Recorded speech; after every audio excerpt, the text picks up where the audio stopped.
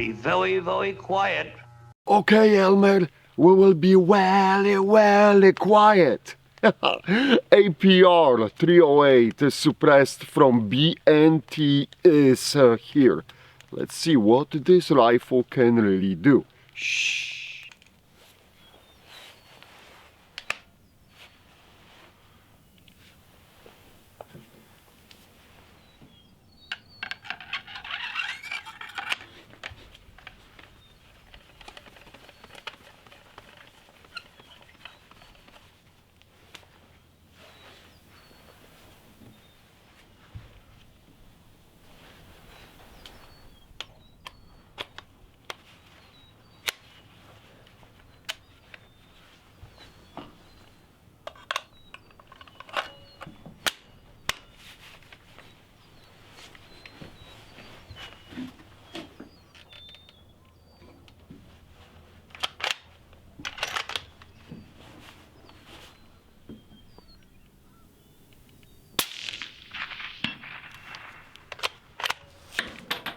B&T APR308S is quiet. Seriously, it is very quiet rifle.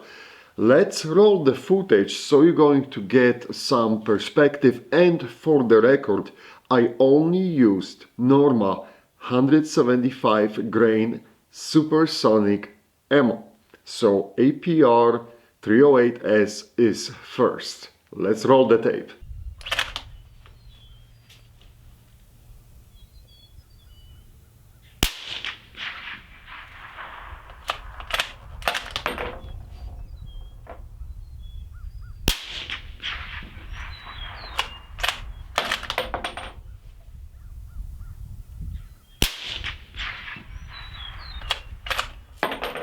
As you could see, this was truly impressive.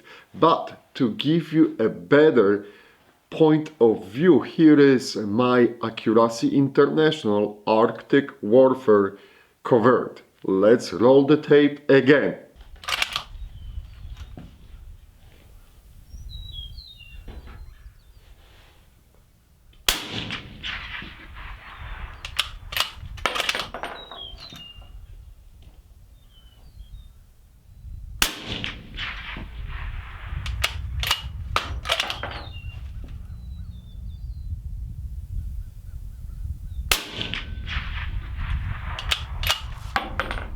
Now you can clearly see the difference.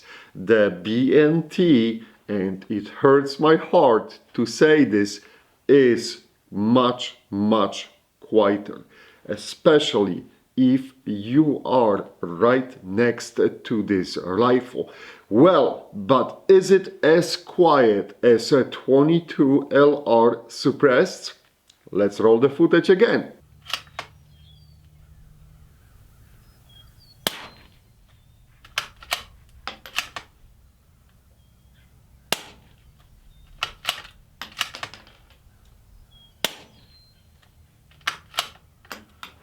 That's quiet.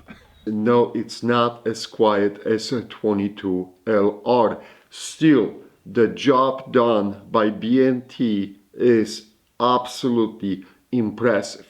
Now, the .com at the cost of accuracy, you may ask. Not really. Here we go.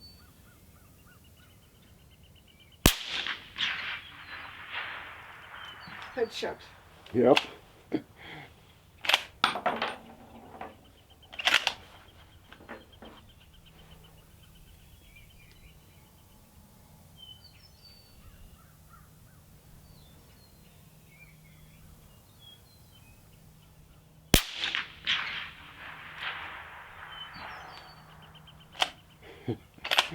Nice.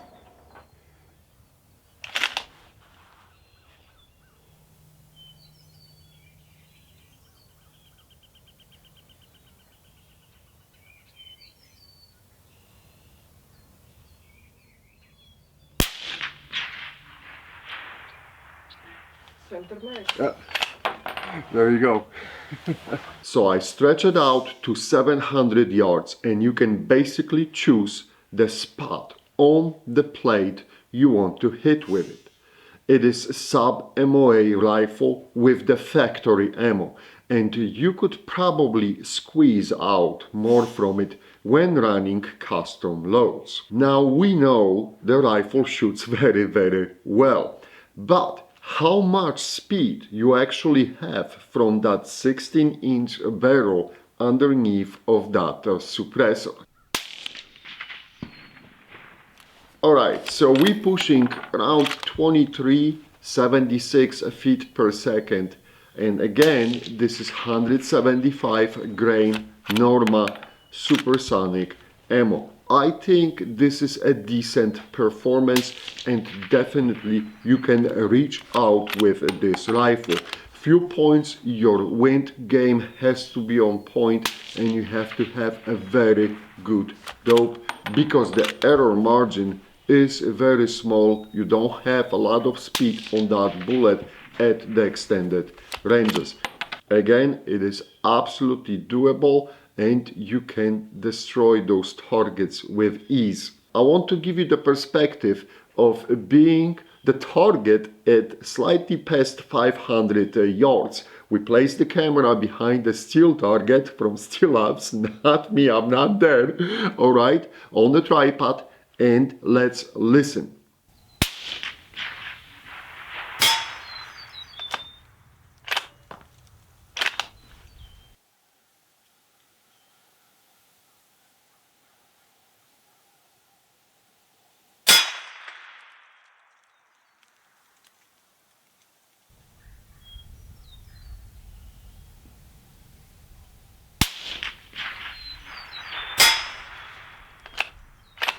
It is jaw-dropping. Guys, you wouldn't know at that distance where that shot came from. You still have to deal with that supersonic crack. No matter what kind of suppressor you're going to put on the rifle, that's not going to eliminate that crack when the round is traveling that range. It will be always there, but it is absolutely impossible to locate the source and pinpoint the location where that shot came from.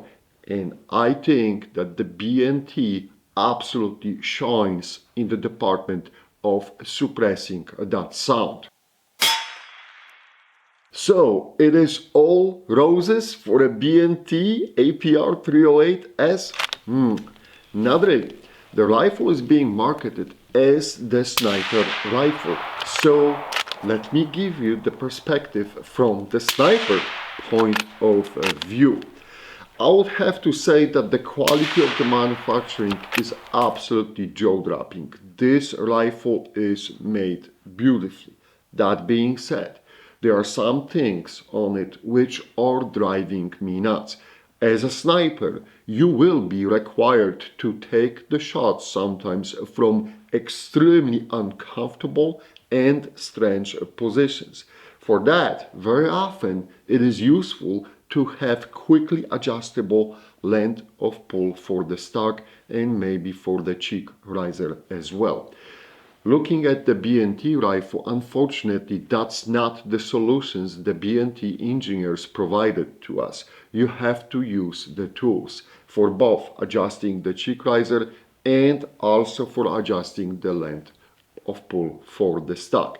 This is very unfortunate decision, because as I said, sometimes as a sniper you will be required to quickly adjust something in order to fit in very tight places. And as a good sniper, yes, you will have the tools on you, but then it takes time to work on those screws and play a little bit on adjusting.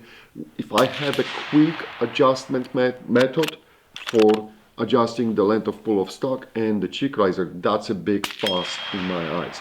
Unfortunately, this chassis does not offer this. Another thing which drives me nuts on this rifle is a very narrow front end of the rifle. Even when I'm using a really good bags as a support, the rifle has a tendency, especially if you have a taller mount base for the scope, to start wiggling left and right, because there is not much surface on the bottom here to offer to the rifle the good support. So this is something what you have to watch out for as a shooter. Finally, I have a beef to that included bipod. I think that this bipod is far from being perfect, and maybe B&T could drop the price on the rifle as all by simply not including this bipod. People most likely will run whatever they want to run. Everyone has their favorite brands and setups. So why to include this bipod? If we could save some money on the overall price of the rifle, I would strongly suggest dropping that bipod from the kit. Going back to the whole thing, I think that the trigger is working beautifully on it. I think that the way how the magazine slides into the rails and to the chassis is perfect. It's a secure lock-on mechanism. And finally, the bolt action is really smooth and that bolt moves beautifully. All positive things. What I don't like is that rather tall base, and it pushes the whole center of the gravity of the rifle to the top, and this makes it prone to being unstable, as I explained just before. And that's the something what the shooter has to get used to on it, and it has to be prepared and it has to be controlled in order to assure the good accuracy. Okay, enough with the bitching. Overall, I think this is an absolutely amazing hardware. What the B&T did is redefine how loud the 308 rifle could be, and they are proving that even when shooting a supersonic ammo, it could be very quiet. There is no question about that, and the B&T succeeded in this requirement. I think this is the quietest 308 rifle I ever used, and I ran tons of them with any kind of suppressor you can imagine. So the way how this rifle sound and the way how it impacts the hearing of that shot being made is absolutely amazing, and I hope that I was able to transform that feeling to the videotape and you guys can hear it by yourself. The sound was not altered, the microphone was always within the 4 feet away from the rifle. Now you still have to deal with the supersonic crack when using a supersonic ammo, but that's something to be expected. Still, even then, this suppressor on the APR308S does a fantastic job, and as proven from the target perspective at 500 yards, you would have absolutely no clue where the shot is coming from. So if you are looking for the rifle for hunting and you are doing, let's say, a deer hunting, and we know in the Midwest most of the time you can get those deer from rather short distances, this is the perfect solution for you, right? Or if you are a law enforcement officer and your department wants to have something for really covert operations, probably that's going to be a target for you too. Now, for the average users, I honestly don't know. It will be hard to justify something like this, and it will be a very limited public for it. That being said, maybe I'm wrong. Let me know in the comments what you guys think, and if you would like to have that type of the rifle. I cannot see someone competing with it because the 308 at the rather slow speeds in the competition, precision rifle shooting competition, you will get your ass kicked. But hey, maybe someone would like to do that. Anyway, let me know in the comments what you think about this rifle. Absolutely amazing piece of the hardware, very unique, and I think it is less than 5 in the country right now. So big thanks to Ryan for making this possible and for me to have a chance to pull the trigger on it.